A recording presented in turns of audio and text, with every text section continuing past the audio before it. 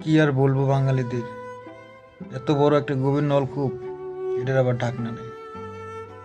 এর মালিকের আগে ধরানো দরকার যে এই নলকূপটা করছে। এখন নিজের ভিডিওটা দুই সন্তানকে শেষ নিয়ে করুন। ধান ক্ষেতের মধ্য দিয়ে হেঁটে পথ অতিক্রম করছিলেন এক মা, কিন্তু হঠাৎ কিছু দূর এগোতেই মা মা বলে চিৎকার শুনে পেছনে ফিরে তাকান তিনি। তারপর আদরের শিশু সন্তানকে কোথাও দেখতে না পেয়ে কিছু দূর পিছিয়ে আসতেই তিনি যা দেখলেন তাতে এখন কেবল তিনি। মর্মান্তিক এই ঘটনাটি ঘটেছে রাজশাহীর তানোরে।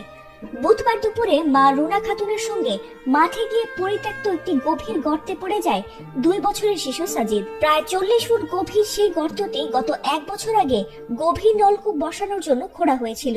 তবে খড়ের নিচে থেকে থাকায় গর্তটি চোখে না পড়ায় মুহূর্তেই গর্তে পড়ে তলিয়ে যায় শিশুটি।